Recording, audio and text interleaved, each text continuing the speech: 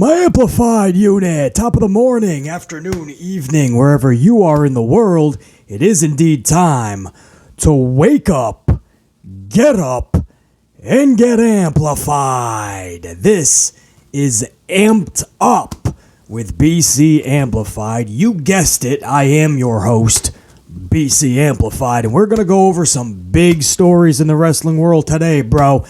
WWE heavy with the bigger stories, like the WrestleMania betting odds. Wait till you hear the latest odds, man, and there's a couple matches that are switching up. Every time we get this list every 48 hours, man, it's too close to call. And these should be easy decisions. These are two matches I'm really looking forward to, but they cannot botch the finish of this, guys. This has to be done properly. And this is a situation in both of these matches where the two losers will gain victory in defeat. But it's too close right now. We're going to go over there's, I believe, 7 announced WrestleMania matches. We're going to go over the betting odds for all of them. And in case you guys don't know, that's important because a lot of the time they do have some insider info as to where WWE is leading. So that's why a lot of the times those betting odds can give you some insight. And that's how people know which way to roll, man, which ride to get on. So it gives you a little bit of insight of where WWE's head is at. And there's 2 matches, man. I'm like, what are you doing? What are you doing? Don't do it. Don't you do it, 3 H's. So we're going to go over the betting odds, man. And again, there's 2 matches I'm just really concerned about finish-wise. We're also going to go over the big, gigantic Madison Square Garden house show last night, man. The road to WrestleMania. This is always the biggest show on the road to Mania. It's Madison Square Garden MSG. They pull out all the stops, all the big stars, Raw, Red Brand, Blue Brand, SmackDown. Everybody is there. Liv Morgan in action going for the championship, Charlie's championship. A huge disappointment as a major WWE star was not able to attend due to injury. Pulled off the road, pulled off this big marketed show. We'll go over who that superstar is. And if you know the channel, it's one of BC's top dudes. And he was pulled off for injury. And his replacement, a lot of New Yorkers not happy. But we'll get to that, man. We got to move on because I want to spend the rest of the cold open going over some quick hit, rapid fire topics. I'm just going to throw these at you like little daggers. Just some news stories that I want to touch base on. Number 1, first and foremost, to the entire Anderson family. Much love, respect, strength, support from my entire amplified unit. And I know the entire wrestling world. For those that don't know, Arn Anderson just lost his oldest son, I believe 37 years old. Has passed away. No parent should have to go through that, especially that young at just 37. So even though Arn Anderson is one of the toughest sumbitches in the wrestling world and on this planet, just know, Arn, if it gets to be too much, the entire unit, the entire wrestling world is in your corner. So if you need to tap into some extra strength, some extra support, some extra love, don't be afraid to tag in. Arn Anderson, much love and respect to you and yours. Also, Saray, guys. NXT talent Saray. There's been mixed reports. Is she gone from NXT? Is it just a hiatus? Is she coming back? There seems to be a lot of mixed reporting. Guys, this is from Saray herself just a few hours ago.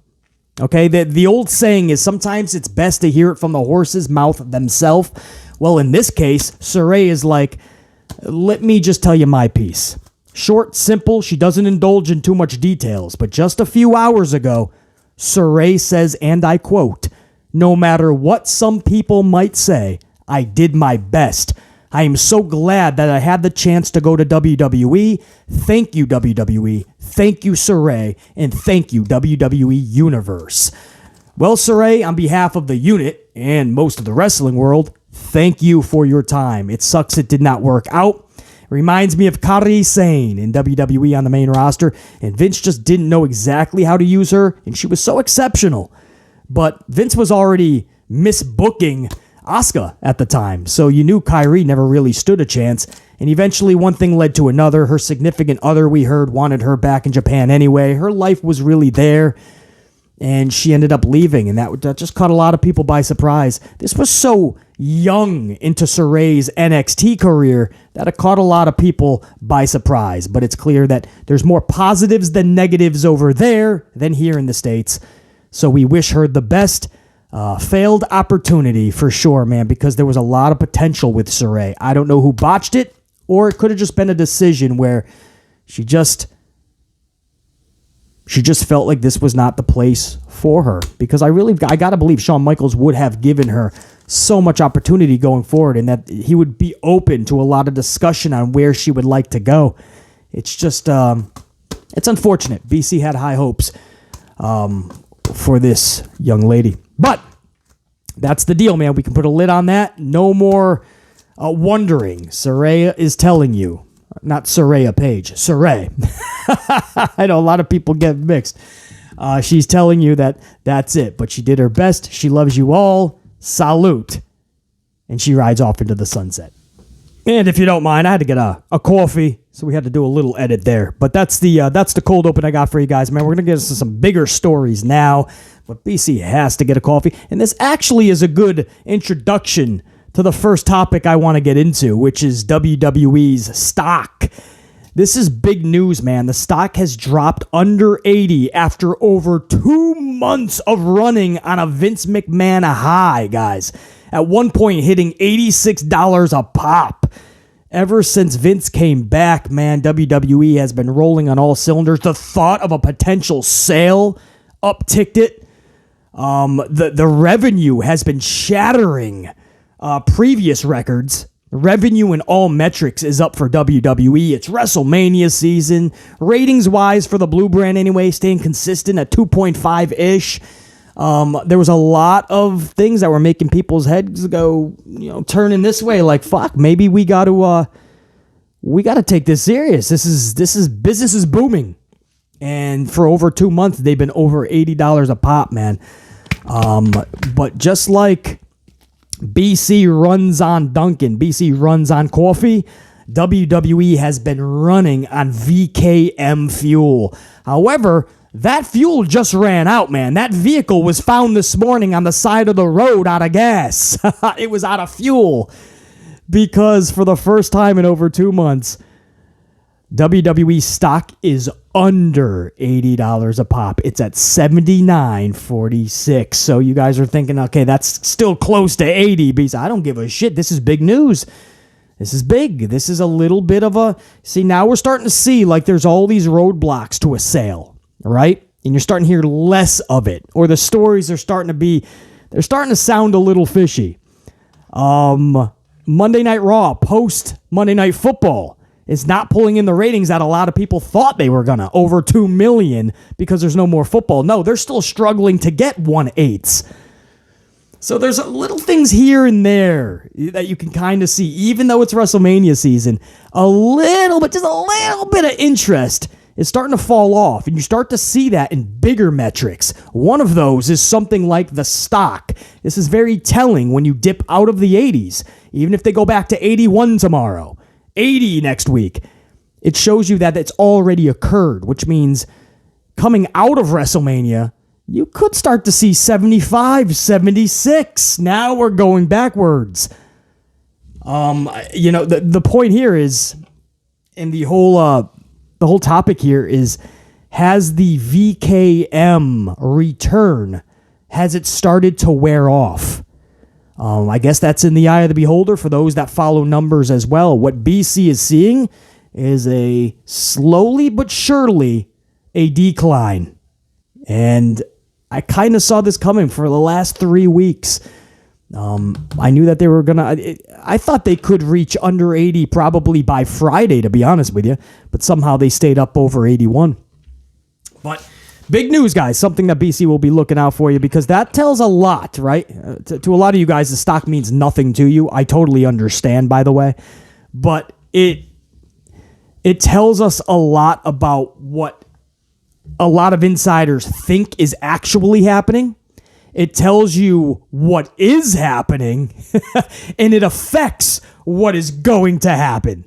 So I hope you guys understand. The stock means a lot, and dipping under 80 doesn't seem that much because it ain't by that much, 79.46, but it's a big story. Let me get a big swig of coffee, if you don't mind, and we're going to get into, major stories here. The betting odds for WrestleMania, which tells such an amazing story, and the big Madison Square Garden show with a massive injury to a superstar that he was taken out before the card. Now, we thought he was going to be okay enough to wrestle at MSG because he was still being marketed, promoted.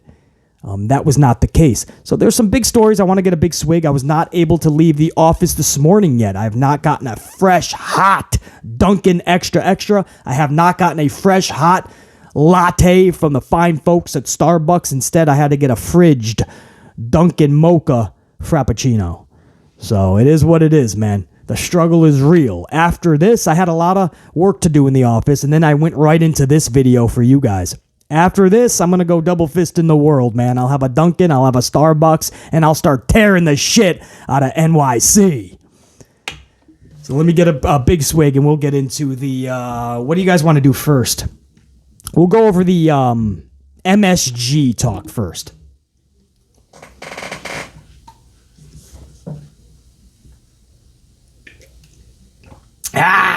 Okay. Maybe a third swig.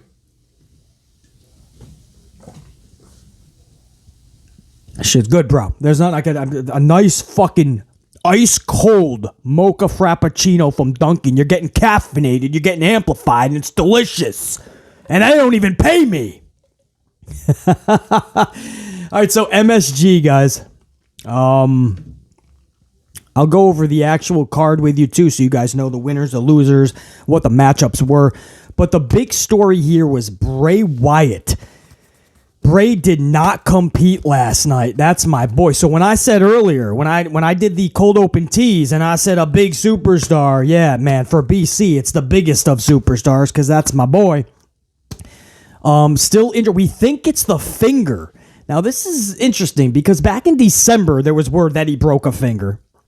Or January. One of the two. Then in February, it was like a house show where somebody showed the pit and he showed somebody like in the front row. And I'm like, well, wait, I thought that was the January injury, or was that something fucking different? I don't even know with Bray anymore. Even on TV, we only see him for 30 seconds and he's gone. He leaves you wanting more, though. He's the best. But you never know. I mean, cryptic on social, he's cryptic in real. The dude's a genius, though. But you just never know what's actually going on with Bray. We believe it's a finger issue, though. Broken finger, and they just want to keep him off maybe till Mania. But they were marketing here in NYC. They were marketing this dude heavily for a lights out match with L.A. Knight. Yeah. Basically the same thing you saw at Royal Rumble, just without the Mountain Dew moniker, I believe.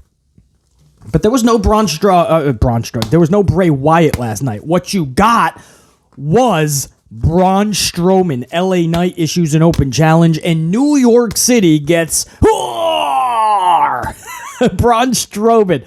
Now listen, much love and respect to Braun Strowman. The guy should have been something massive a couple of different times in WWE, and Vince McMahon absolutely took the rug right up from underneath his feet and just wanted to watch this guy fall, right? Vince McMahon would give him a couple of inches and then take him back a mile. But I always thought he should have been, when he was in that feud with Roman Reigns and he was flipping ambulances and shit, I thought he was being booked pretty badass.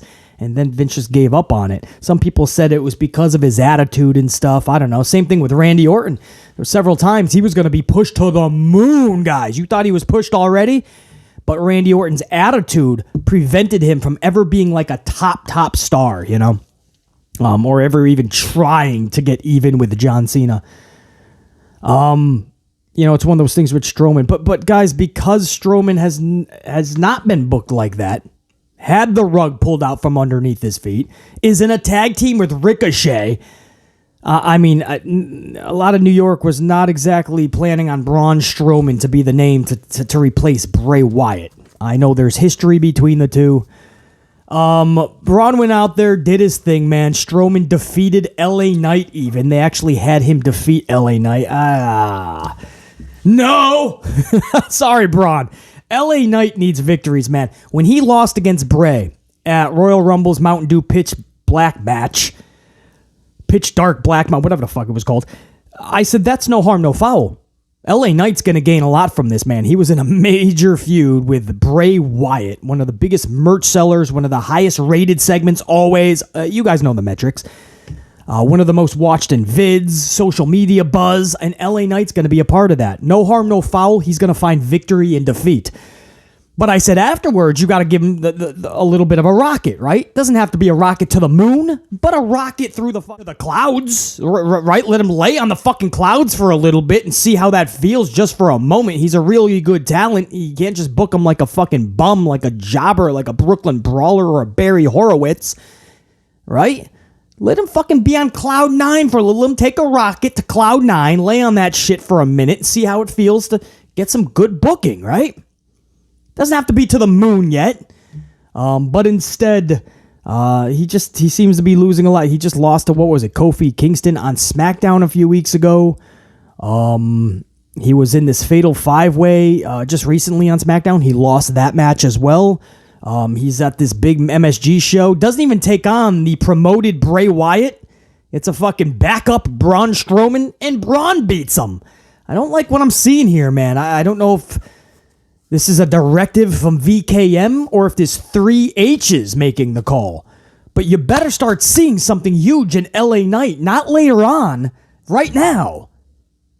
Much sooner rather than later. Like yesterday, you need to be giving LA Knight proper booking. This dude, is really good. So much untapped potential. Storyline-wise, on the mic, a wrestler. From bell to bell. He's checking off most, if not all, the boxes. Highly concerning. The biggest story here, though, is just Bray and that injury. We hope it's just the finger. I get it. You don't want to fucking chance anything. They shouldn't have marketed so heavily then, man, just to try to get more tickets. I mean, they sold over 10,000 legit tickets last night, guys. Not a legit sellout, even if they claim it is. It is not. The folks that I know over at Ticketmaster confirmed that to BC late last night.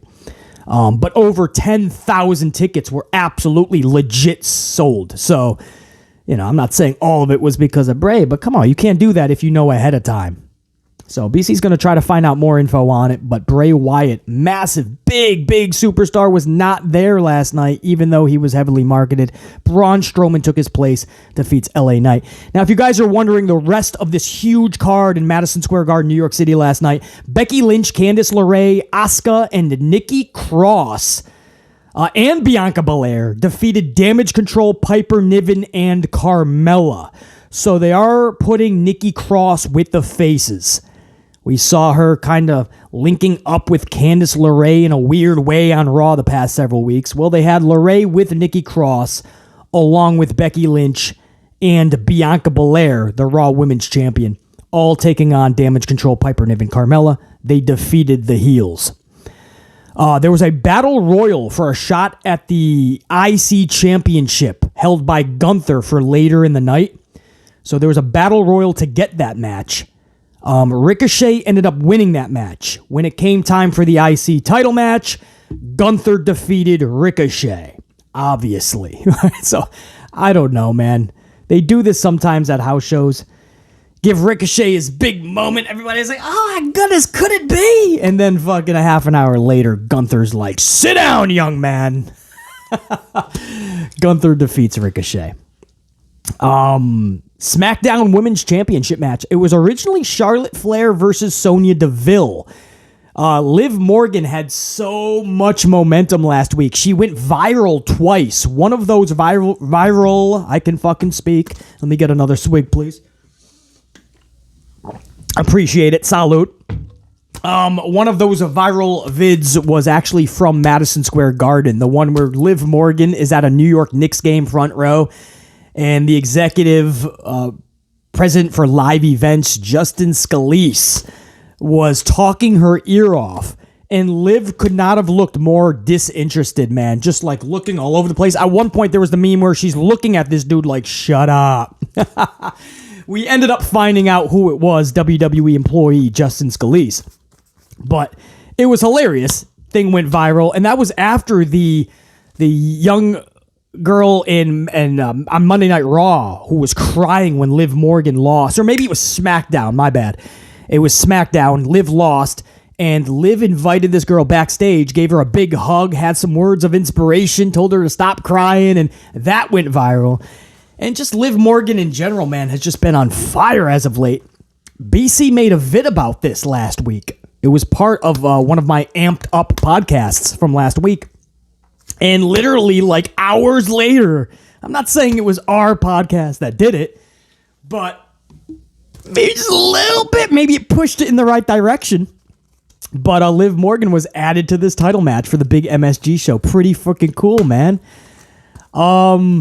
Now, of course, Charlotte Flair ended up defeating Sonya Deville and Liv Morgan. They were not going to have a title change at MSG last night. But the fact that Liv got that spotlight, dude, was so cool.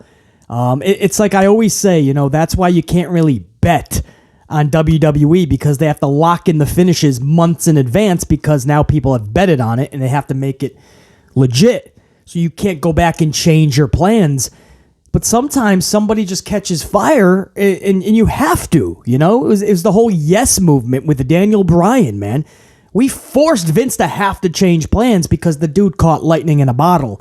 Stone Cold, you know? Vince could push the ringmaster all he want, but Stone Cold was born at that King of the Ring after he beat Jake Roberts or became king and cut the promo on Jake Roberts and came up with the whole Austin 316. And the very next night on Raw, everybody had their signs, and we told Vince where he needs to go immediately, right? If you start betting, and we're going to talk more about the betting on WWE in a second, by the way, because another little tidbit that I have for you. Big news on that. I forgot to put in the cold open. But that's why it can't work, because something like this happens where Liv is the talk of the even the non-wrestling world. Everybody was talking about that viral vid. I can fucking speak. And to the point where, okay, now you got to capitalize on it. That vid was actually taken at Madison Square Garden. You're going to MSG, man. You got to put her in the title match. I love that switch up. I thought that was very smart. Unfortunately, they could not pull out the W. Charlie gets it. United States Championship Steel Cage match. Austin Theory versus Seth Rollins for the 847th time. Theory defeated Rollins, but let me tell you guys, everything I'm hearing from last night, Rollins put on a performance for the ages, guys. MSG. And when MSG tells you this, that crowd, you take it with a lot of truth. Seth Rollins put on a performance, we are being told. Also, guys, Cody Rhodes defeated Solo Sikoa via DQ. The Usos would attack Cody during the match, causing the DQ. Sami Zayn came through the crowd and made sure that he evened up the odds. So Cody and Sami, and then Cody, after what it was all said and done, Cody gave a message to MSG thanking them for coming out and talking about how special MSG is to him. So, a little tidbit, too, on that Battle Royal that Ricochet won. He actually eliminated Dominic last. Interesting side note, Dominic eliminated his father, Rey Mysterio, right before that. So, adds more tension to that as well. So, big night at MSG. Again, we hope the best for Bray Wyatt. We hope it is just the finger, and even though we say just the finger, sometimes a broken finger takes a long time to heal, and it is a nuisance going forward, man. You know, you don't think of it as a big deal. It was when Aaron Rodgers last year, he had the toe injury, and everybody was like, it's a toe, suck it up, buttercup. But, you don't realize when you have a broken toe, how much that affects the whole mechanics of your machine, man. A broken toe can affect the tip of your fingers. It affects everything, man. The way you're moving, you're overcompensating. It's not good. So we hope the best for Bray Wyatt for sure. And before I get to the betting odds on WrestleMania, the biggest story that I would like to discuss, I promise you, I want to talk about the betting in WWE. WWE has filed to legalize betting on their product on planned scripted finishes in many states. They're trying to get all of the states to legalize it for them. to be on board with the Gaming Commission and have people bet on their scripted finishes. Now, again, I've said this when I talked about it last week during an Amped Up podcast. I said that betting is already going on. Now, many other countries already know this. It's going on in other countries. But even here in the States, it's going on in a much smaller way, obviously. We're about to talk about betting odds for WrestleMania, for instance. So it's happening, right? But this is going to be totally different. They're trying to legit get on every state's registry for this shit and make it like it's on. So you'll be getting this on FanDuel, for instance. You'll be seeing this every which way. Wherever you bet, you will now be able to bet WWE on the daily. That is what the Gaming Commission is really going, hold on here, man. Not so fast. One of the biggest gaming representatives actually said when he was asked, is there a possibility that you see WWE being legalized to this degree? He said, as it pertains to WWE, NFW, he said.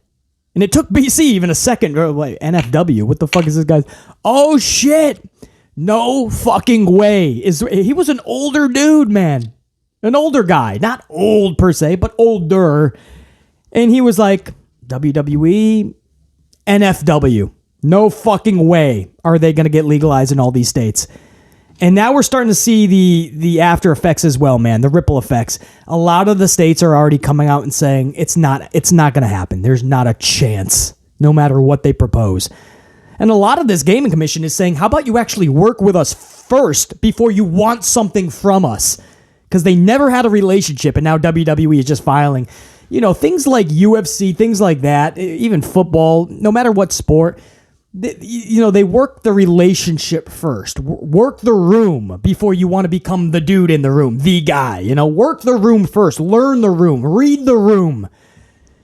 And WWE just came storming in, and that's Vince's new thing lately. He just comes storming into any fucking room, and he's got his chest pumped out, and he's just going to be the guy, and you're going to listen to him, and you're going to fall to him, and you're going to give him what he wants. The Gaming Commission stepping up and saying not so fast. All right, so speaking of the betting, man, this is the biggest story for BC because there's some little mini panic attacks here on some of these matches. Let me get a big swig. We're going to talk about it.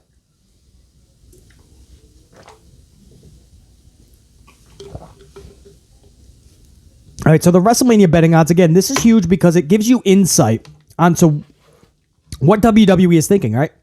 There's a lot of inside information, and that's how a lot of these numbers are processed. There's people that know a little bit more than the average. That's all I'm going to say. So, I don't like to usually look into this stuff until within 2 weeks of the event. We're just outside 2 weeks, obviously. This is Monday the 13th. So we are about 15, 16, 17, 18, 19 days out. So a little over 2.5 weeks. But because I heard, right, some birdies told me that a couple of matches were not going the way that BC thought they should absolutely go, I had to look into it myself. First, I want to go over some of the obvious ones, and then we'll go over to the two ones that are concerning to BC. The obvious ones. Cody Rhodes is the heavy favorite. Let me take the heavy out. Is the favorite. It's closer than you think. Cody Rhodes is the favorite over Roman Reigns. Minus 175. Roman Reigns is at a plus 120. And by the way, if you're not familiar with how the betting works, when I say minus, I don't use negative. When I use minus, that means they are the favorite, guys. I can't explain it to you. I didn't make these rules. A minus in front of the number means they are the favorite when you're talking about betting with sports.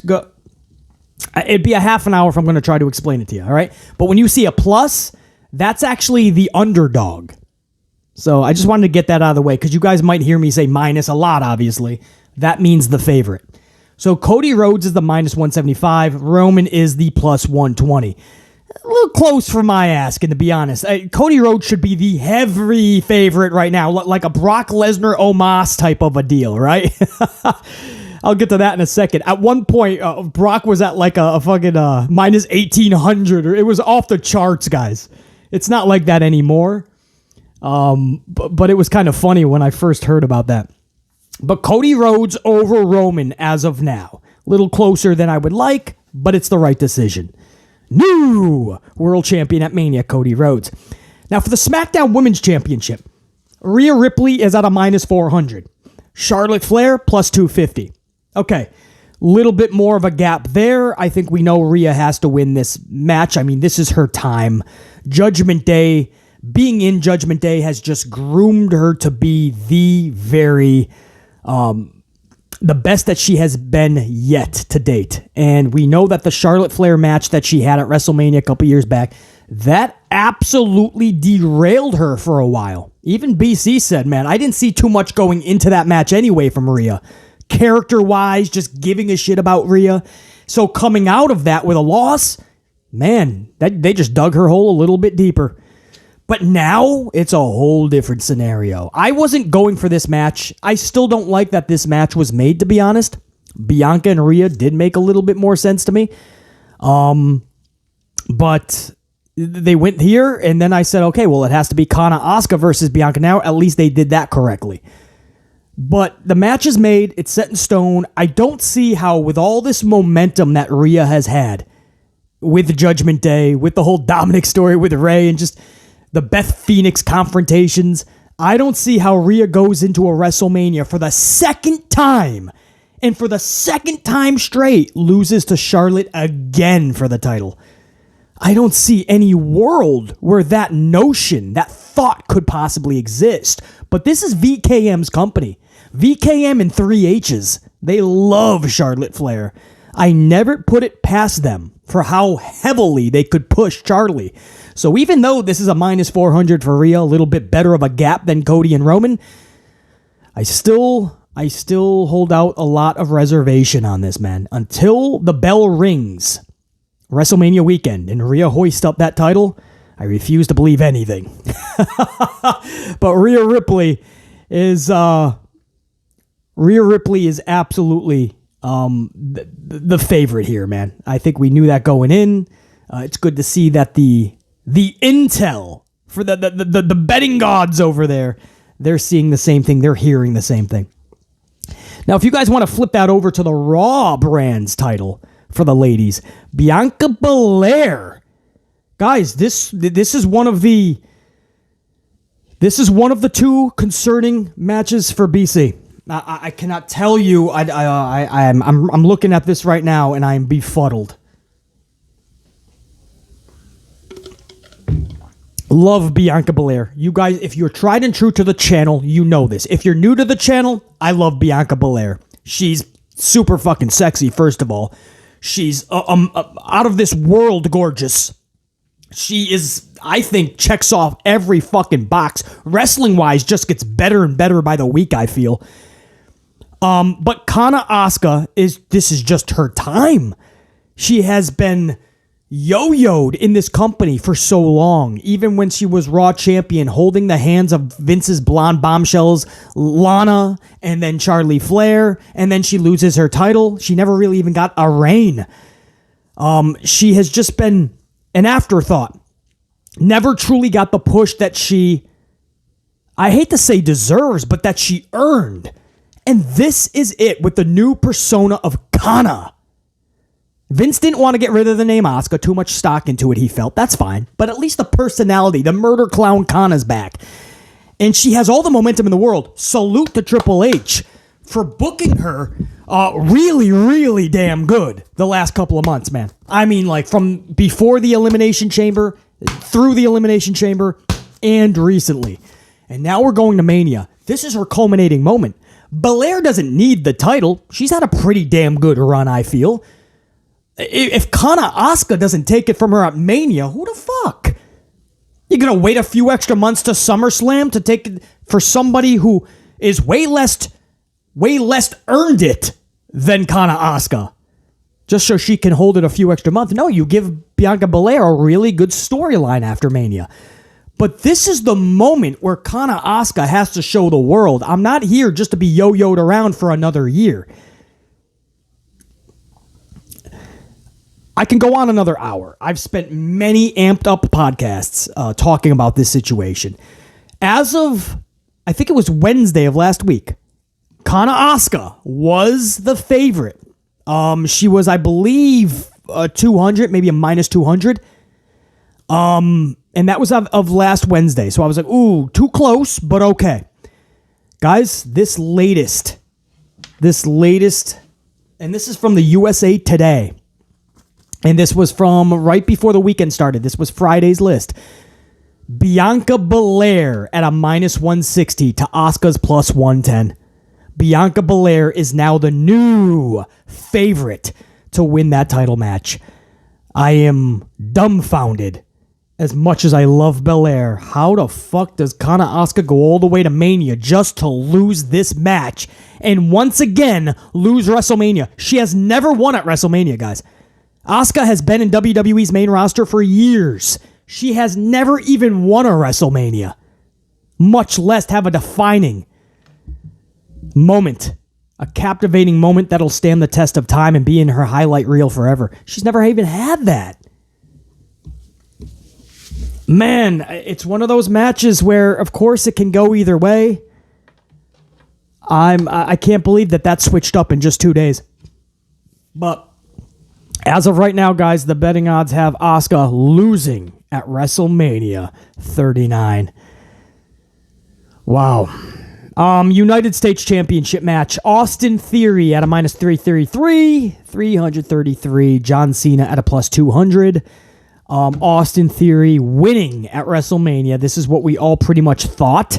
And everything that I'm seeing, every list that comes out every 2 days, right, from I'm hearing, this is actually the first list that I'm seeing. I don't like to actually visually see it till about 2 weeks before the event. But I've been hearing what's been up over the last week. Every 2 days, you kind of hear a new report, right? But from USA, today's list, they've had Austin Theory as the favorite every single time. So I think that's a lock. I think this is where John Cena is going to pass that second torch. The first torch was on Monday Night Raw last week when he brought out Cody just to hug him and whisper sweet nothings into his ear. That was a passing of the torch for a superstar at the top of the heap, a face. That was that type of torch. This type of torch is a young up-and-comer who he just wants to have that nod that I beat John Cena at WrestleMania, so he can use that so people, whether you like him or not, whether you cheer him or boo him, you know that this guy is the real deal. It's that type of torch, right? Those are two different torches. The one that Cena passed to Cody, that's saying you are the new face of WWE. Of course, it's a 1-2 punch with Sami Zayn. But as far as faces go, it's clear that you can see reactions. Look at MSG's reaction last night. Sami and Cody are the 1-2 punch. And that was the passing of the torch to the new face of WWE. And then this is a totally different type of a torch. This is just the one where, hey, this is a young wrestler who has a bright future, and I'm going to give him one of the biggest nods under his belt. And it looks like Theory is going to defeat Cena. Again, the betting odds aren't the be-all, end-all, but again, they just tell you a lot of more insight than we have, than the average. So Theory over Cena, 333 over 200. Brock Lesnar is a minus 500, Omos a plus 300. So that's a pretty widened gap there. Pretty easy to say Lesnar. Could you imagine if Vince just has him Omos annihilate Brock quickly? Guys, we've seen that with Goldberg and Brock. We don't need to see that with Omos. Remember Survivor Series many years ago? One of the worst decisions I've ever seen. Goldberg just fucking takes out Brock in like a minute or two. So we've already seen those type of matches. It's not going to be that shocking if Brock loses in a minute. So let's hold off on that, please. Omos has no business beating Brock freaking Lesnar, man. But you never know with VKM. But Brock is the heavy. I'm telling you guys, what I heard when these odds first started coming out, one of the first ones had Brock at like, it was off the charts at like minus 1,800. It was nuts. The 6-woman tag match, Becky Lynch, Lita, and Trish Stratus is a minus 150 over Damage Control, Bayley, Dakota Kai, and Io Skies plus 100. A little close there. Nothing really, nothing too widened. I thought it would be pretty pretty easy to assess that Becky, Lita, and Trish were going to win this match, right? I mean, it's Lita and Trish back at a WrestleMania. They got to have the feel-good moment, right? This is weird to me. I would have had the titles on the line to pump up the momentum a little bit for the care of this match, right? Even though it's a 6-woman tag, 3-on-3, have the titles on the line. Whoever's team wins, they get to retain. If it's Becky, Lita, and Trish, right? Lita and Becky would get to retain. And if Damage Control wins, then the titles go back to Io and Dakota. Because we don't know if Ronda Rousey's going to be able to wrestle right now. She still has that stress fracture, I think it is, right? In her arm, is it? I got to go back and look. But Ronda has a little bit of an injury, and that's what's keeping her off TV right now. They're still talking about having Ronda wrestle with Shayna and going for tag gold at WrestleMania, guys. So does that mean that Lita and Becky have to pull double duty? Becky wouldn't mind. Fans would love to see Becky 2 nights in a row. Can Lita hold up? I mean, Lita just got back. She's wrestled 2 matches maybe in years. And now she's going to have 2. She's going to pull double duty at Mania. Roman Reigns has 2 titles, and he's not even pulling double duty at Mania. So I don't know. We got to look out for that. But if they're not going to be on the line, put them on the line in the 6-woman tag. But Becky, Lita, and Trish, the favorites currently over Damage Control. And I know what you're thinking, BC, man, Damage Control has been booked so poorly. Now they're going to get another big L on the biggest stage of them all. BC, they're done after that, right? I hear you guys. I don't know how they book this. I don't see how Becky, Lita, and Trish can lose this. But you are absolutely correct if you have great concern over Damage Control after Mania, because I've been having concern over their booking. They're going to have to do this some exquisite way, because they lose this. That's it. I don't see it. And we just put up in an Amped Up recently. We talked about Bailey. I think it was on Ariel Hawani's podcast. And Bailey said, I would like to have 2 members more. And I know who those members are, if I could choose. Make it a 5-woman group and really have a faction that takes over, and that's badass. So it's the polar opposite. They're talking about making the group more badass. They haven't been and if they lose at Mania, you could make the argument that they need to be dismantled, because that's the final nail in the coffin. I don't know, guys. I don't know, man. That's probably why it's so damn close. -150 plus 100, or -150 plus 100. And then the 7th announced match, which again, that's odd, right? It's 2 nights of WrestleMania, and we only have 7 announced matches. Obviously, we know the IC Gunther title match. We think there is going to be a tag title match and a few other grudge matches. But, you made it 2 nights, and now you ain't filling the 2 nights of the card. Which is it, man? There's no reason we couldn't have just had 8 or 9 matches on one fucking night. Give the Hall of Fame back its Friday night. Make the Hall of Fame relevant again, prestigious. Instead, the latest word that BC told you in yesterday's Amped Up podcast, we're hearing that it's absolutely true. Vince McMahon wants to shorten the Hall of Fame a bit more, so everyone's not out too late. You can wake up early for WrestleMania Night 1.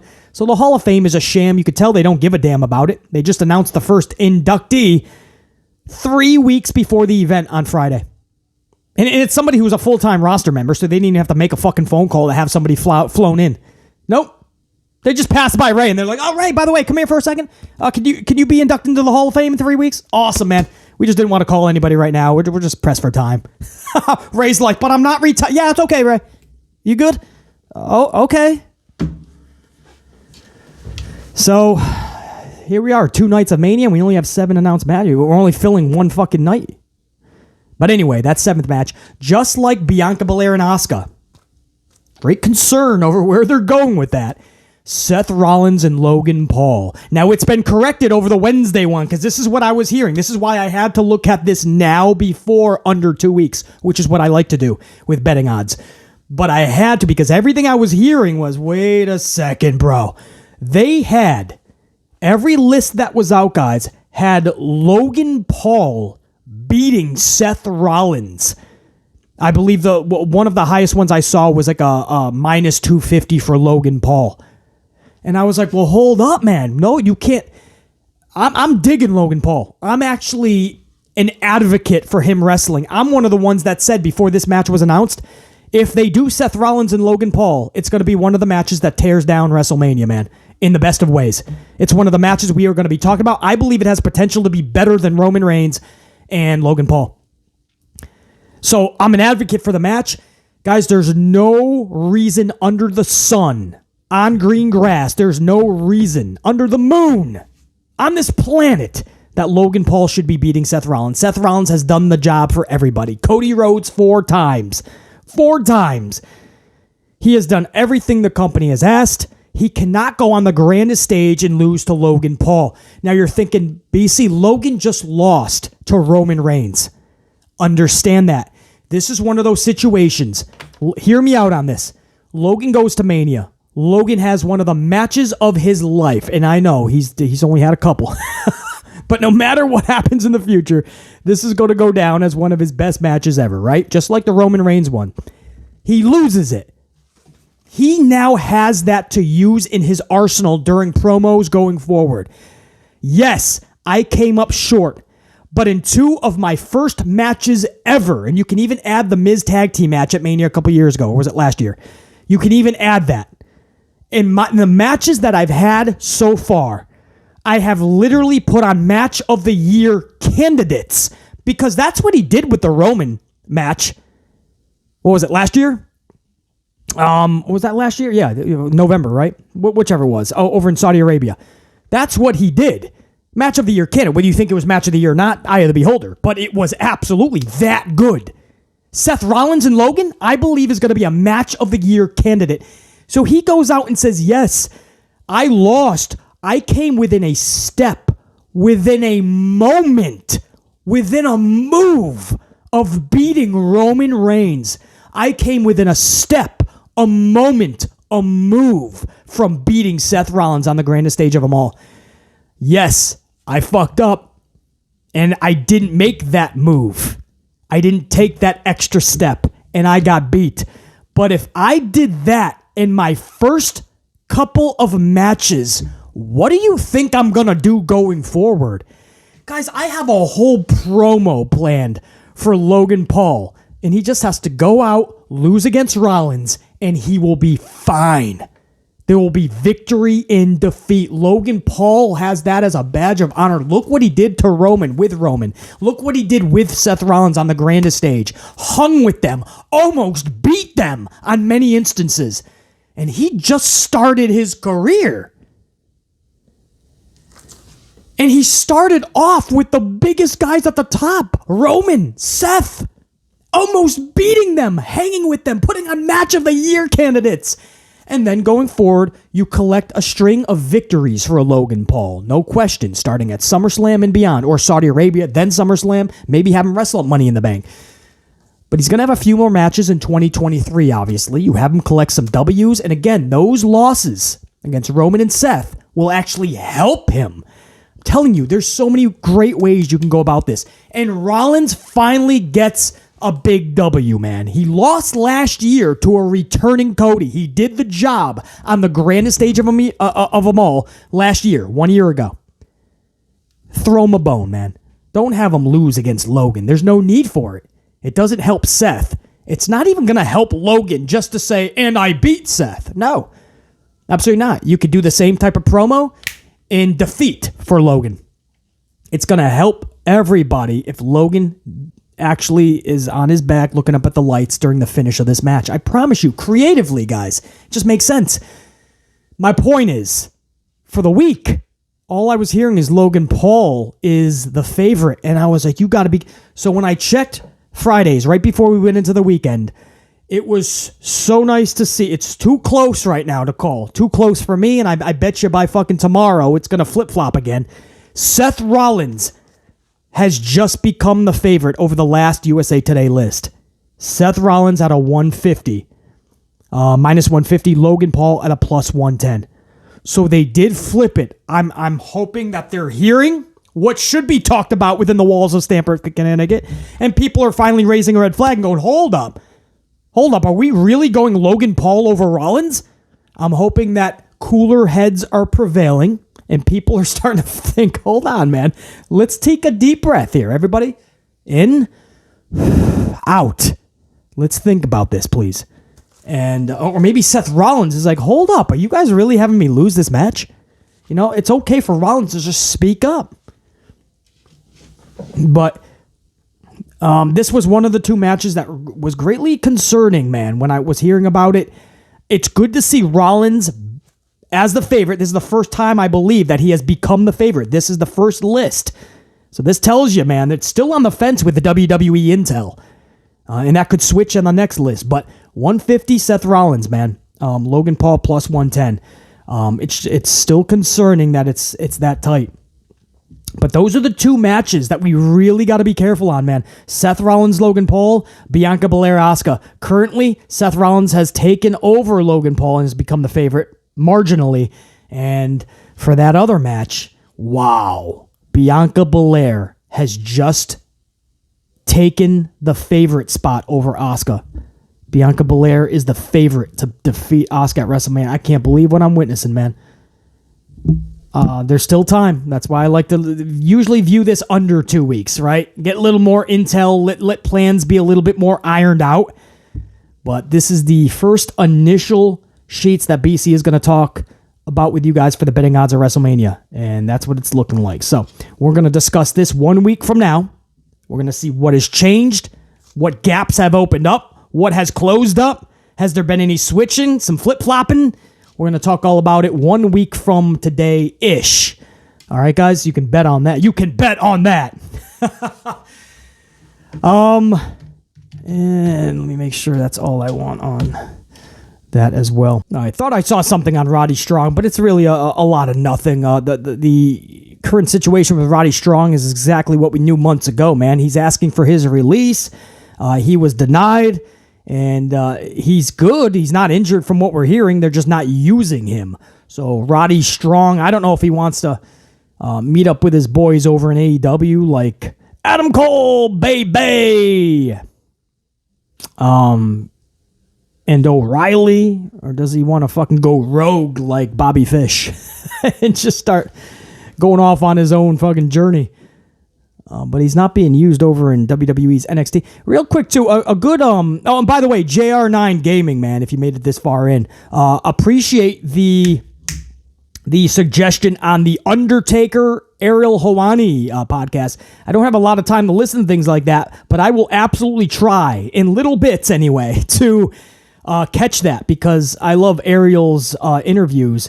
And from what I'm hearing, JR9 is backing up your comments that it was a really good interview. And more importantly, I heard that he actually announced finally who his Mount Rushmore is. He actually stated who is his personal Mount Rushmore. And I always wondered what would the Undertaker's Mount Rushmore be.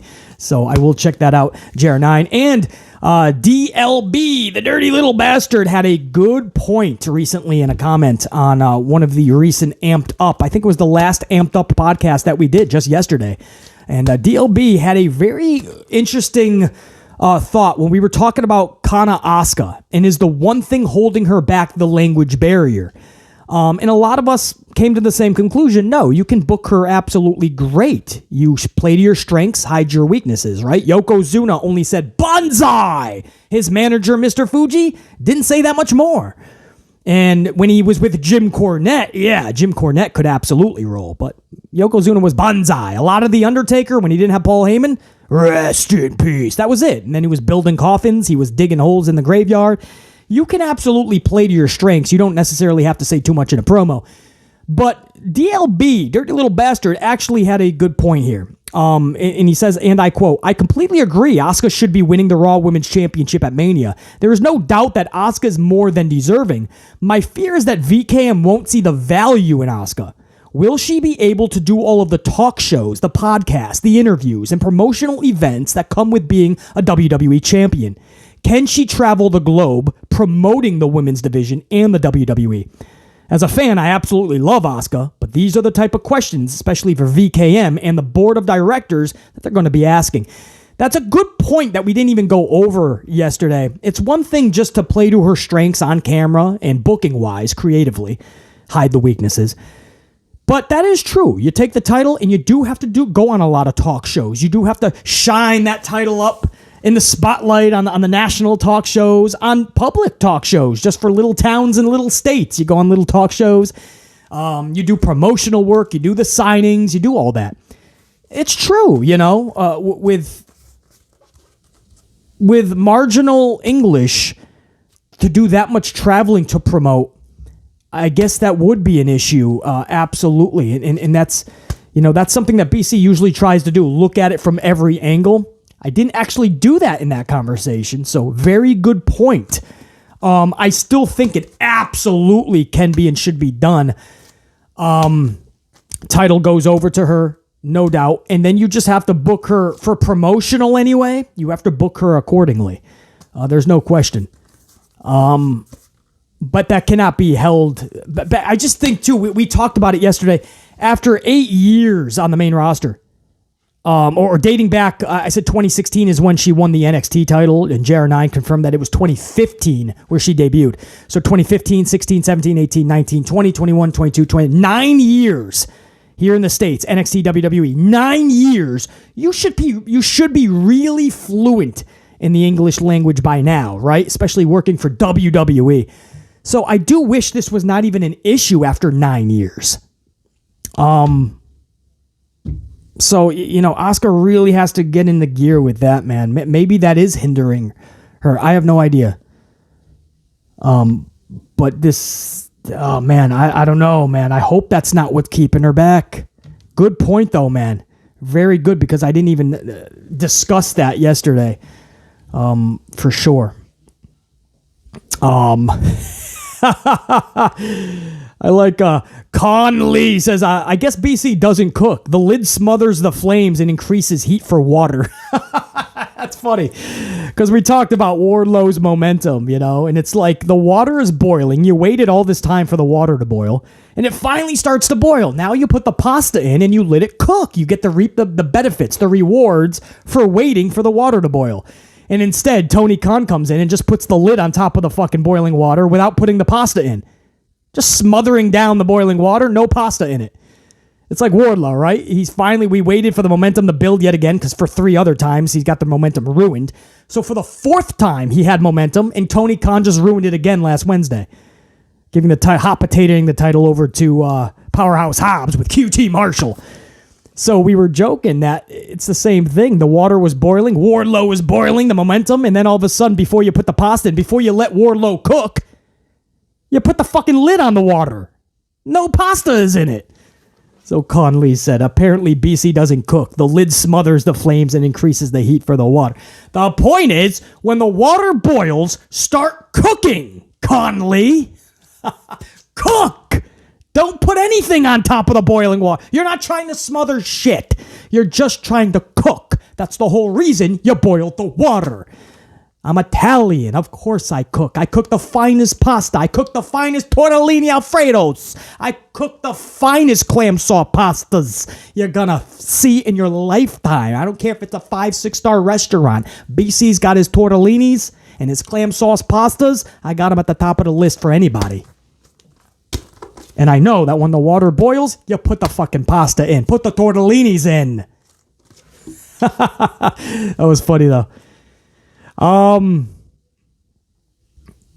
James Shrimp Fajitas, you keep rocking too, brother. So yeah, a lot of good conversation, man. I was able to go through most of the comments there. JR9 with a recommendation on The Undertaker. Thank you for that. Janelle, thank you, Janelle, as well. Janelle's always thanking BC up in the comments as well. So for the BC never reads comment. That's not true, man. He's an asshole. He never reads the comment. No, that's not true. I try to. There's a lot. Sometimes, I put up a lot of content. It's a lot of. I try. A lot of them are very lengthy. So if I'm in a Starbucks line or if I have time, I absolutely try to touch base with the unit, man. So it's not like I just don't read fucking comments on purpose. It's a lot. I don't think you guys understand. But we had such a good conversation yesterday, man. And much love and respect to everybody that adds into the conversation even after we're done with the podcast. You guys are the best. To my gold members, You guys absolutely rock. If you don't mind, I would like to give you another shout out. So for all you guys, that's the podcast. Much love and respect. Red Team, go! Keep rocking, man. Monday Night Raw is tonight. We'll have the review within the next 24 hours. Keep rocking. For my gold members, if you don't mind, I would like to give you guys a shout out. Starting with my right-hand man, JR9 Gaming. To all you guys, first of all, hopefully your gold cards were activated the entire podcast. But to JR9 Gaming, first ever gold status, Jack Brewer, Godswilla, Ash Sims, Jacqueline Robinson, Sir Charles, Sadiqua Flowers, Anthony Boley, Ray Foreman, Kim T, Dante Jaron 23, A. Merrick, James Miller, Eric Leno, D. Carre, Sae Parker, CJ White, PB Sillaprod, Deontay Thomas, Sam Byers, Ash Steggles, DJ is a Prodigy, Alicia Vukovic, Betty Banks, Trina Scott, Patrick Charles, Pimp Jesus, Richie P, Janelle Layton, Raymond Caron, Nessie Sunflower, Discovery Metal Legion, Santivia Major, Jared Kelly, James Shrimp Fajitas, G, a.k.a. True Life to God, WWE AEW Marvel fan, Kay Doherty, Christopher Blackshear, Network Guy Dave, Eric Decker, J, Dwayne Piazza, Quentin Gilbert, Pile Driver Finisher, Savage 1024 The Punisher, Brand Q featuring Quincy, Rachel Raka, Mr. Big 200, Titan Poetic Chef, Smokey, Eric Newton, Jamal Straken, Venus Soldier 92, Robert Hurt, Snake Venom, Silver Black 31, Jimmy Fingers 19, Sterling Range, Ozzy Edwards, Soldierman 1984, Clutch City Fan, Taryn Dawn, Jane Donnelly, Buggy, Unique Butterfly, Willard Bayless, Ray Hunt, Kevin Johnston, Sabres News Consolidated, The Up Channel, Colin, TR Man, Blitz 2K5, Dave Mealy, Easy Does It, A Flock of Morons, Angel Elega, Renee G, Big Nang, Hot Topics, Jason Martinez, Richard Rodriguez, Ron C23, Mardo May, Lee Laws, DC Lanier, Brian Robinson, Jay Kahn, Go Jackets, The Wisdom of Charlie Grin, AWS Promotions, TJ Baines, Kevin MD, Ty Drew, Richard Wade, Neon Spidey, Thurston Pachelek, Chaos CAK, Redhead Kingpin, Carlton Bartley, John Gray, Cosmic Fool, Ryan Matina, Nah, I'm Good, Jimmy J 145, Reese Money, and D Stands Alone. Much love and respect to all my gold members, man. Every one of those names. That's the La Familia. That's the gold unit, man. Sometimes people have to drop off. You got to get Das Boot. Totally get it, But for the actual gold list, it's updated every 24 hours. Every 24 hours, that list is updated. So BC knows the gold unit, man. All those gold activated cards. I know when a card is deactivated and activated. And that is my gold unit right there, man. A special shout out to every single one of you guys, man, in that entire list. You guys fucking rock. That's the podcast. That's amped up for Monday, March 13th, 2023. Monday Night Raw tonight. Big review tomorrow. Till next time, top guy, I'm out. Think, be, live, amped always. BC saying check you. Salud.